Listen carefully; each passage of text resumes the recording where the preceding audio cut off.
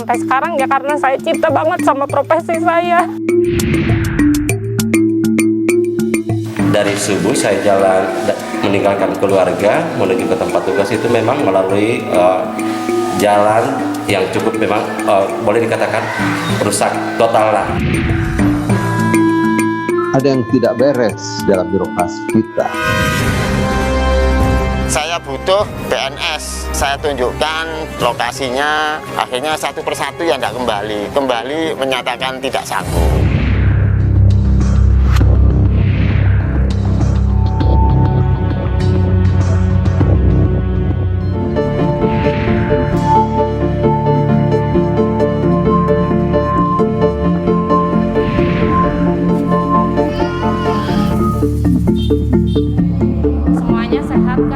Menjadi guru adalah panggilan hati bagi Umini. Seorang guru honorer di SD Negeri Babakan, Kecamatan Tenjo, Kabupaten Bogor, Jawa Barat. Mimpi Umini, anak-anak didiknya menjadi murid yang cerdas, kelak menjadi tunas bangsa yang bermanfaat bagi negara. Sayang, mimpi Umini tak sebanding dengan perjuangan yang harus dilalui.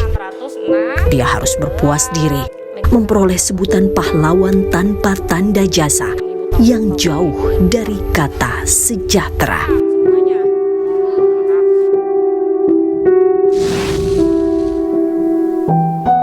Mengajar sejak tahun 2002, Umini masih berstatus sebagai guru honorer hingga kini. Upah mengajarnya hanya 900.000 per bulan, bersumber dari dana bantuan operasional sekolah atau BOS. Kami langsung menemui Umini dan mendengar langsung kisahnya. Wanita 39 tahun ini nyaris menghabiskan setengah usia hidupnya menjadi guru honorer. 18 tahun sudah ia mengabdi bagi dunia pendidikan. Berdasar usia, kesempatan Umini menjadi pegawai negeri sipil (PNS) telah tertutup. Dia berupaya meningkatkan kesejahteraan melalui peluang program pegawai pemerintah dengan perjanjian kontrak P3K tahun 2019 lalu. Beruntung, ia pun dinyatakan lolos pada Februari 2019. Namun hingga kini, Umini belum juga menerima surat keputusan dan diangkat sebagai guru P3K. Ya kesel banget sih, kesel untuk diri saya sendiri, tapi juga saya memikirkan teman-teman saya yang lain yang mungkin pengen punya kesempatan yang sama seperti saya. Sedangkan yang proses yang pertama aja sampai segini lamanya belum selesai. Kalau misalkan SK saya sudah turun, saya sudah mendapatkan hak saya, mungkin sekitar kisaran 2 juta bisa lebih ya, karena kan itu kan tergantung golongan ya.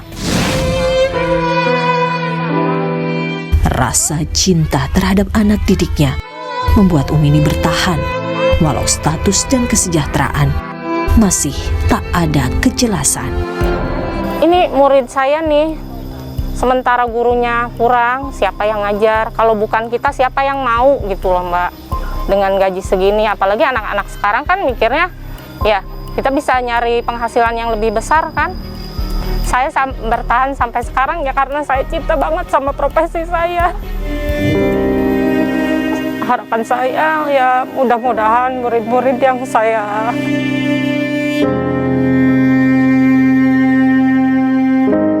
saya bimbing di sekolah bisa berhasil, itu aja sih Mbak. Itu menjadi kebanggaan sendiri buat saya gitu.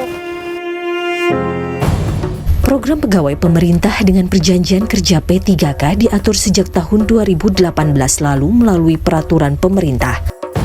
Program ini dapat mengangkat warga negara Indonesia yang memenuhi syarat administrasi dan kompetensi sebagai aparatur sipil negara (ASN).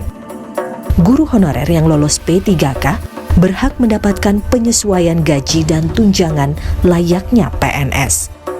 Peserta yang lolos juga dijanjikan jaminan hari tua, kesehatan, kecelakaan kerja, kematian, hingga bantuan hukum. Namun, berbeda dengan PNS, perjanjian kerja P3K hanya berlangsung setahun, serta diperpanjang sesuai kebutuhan dan penilaian kinerja. Sudah hampir 2 tahun lolos seleksi program rekrutmen pegawai pemerintah dengan perjanjian kontrak P3K. Umini masih belum mendapatkan surat keputusan dan haknya. Bagaimana upaya pemerintah Kabupaten Bogor memperjuangkan nasib guru honorer yang lolos program P3K? Nanti ada aturan-aturan jangan sampai berbenturan dengan aturan ASN. Nah, oleh karena itu regulasinya sekarang sudah selesai. Ya, mudah-mudahan segera kabar baik ini segera disampaikan kepada guru-guru yang sudah lulus terutama. Juga berkomunikasi tetap dengan orang pusat bagaimana ada kepastian dan kabar gembira lah untuk guru-guru kita yang sudah menunggu 1 tahun. Di Bogor ada 1.200 yang sudah lulus. Berdasarkan data Kementerian Pendidikan dan Kebudayaan, Provinsi Jawa Barat memiliki jumlah guru honorer terbanyak di Indonesia. Secara keseluruhan, jumlah guru honorer di Indonesia tercatat lebih dari 728.000 orang. Meski kepastian pengangkatan guru honorer yang lolos P3K masih dipertanyakan, negara menyatakan pembukaan pendaftaran tahun depan. Pekan lalu, Menteri Pendidikan dan Kebudayaan Nadiem Makarim mengumumkan akan menyediakan kuota 1 juta guru honorer melalui program P3K tahun 2021.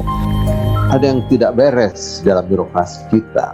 Bisa satu dari sisi regulasinya, yang kedua bisa jadi dari sisi sistem birokrasi dalam pengertian SDM birokrasi yang lambat. Yang ketiga ada faktor-faktor lain, misalnya soal ketersediaan anggaran.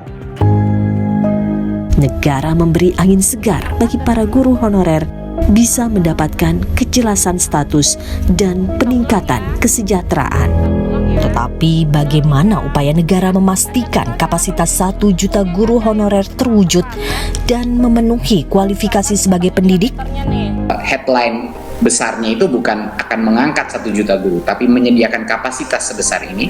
Dan apa yang berbeda tahun ini, tahun 2021 dari yang sebelumnya, yang tadinya formasi itu diamankan kecil-kecil, sedikit-sedikit, sehingga banyak sekali guru-guru honorer kita nunggu antrian, ada kuotanya cuman kecil. Sekarang kita perbesar jumlah kuota tersebut asal pemerintah daerah mengajukan.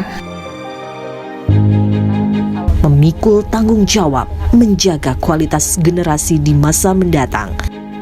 Hingga kini guru honorer masih menanti perbaikan kesejahteraan.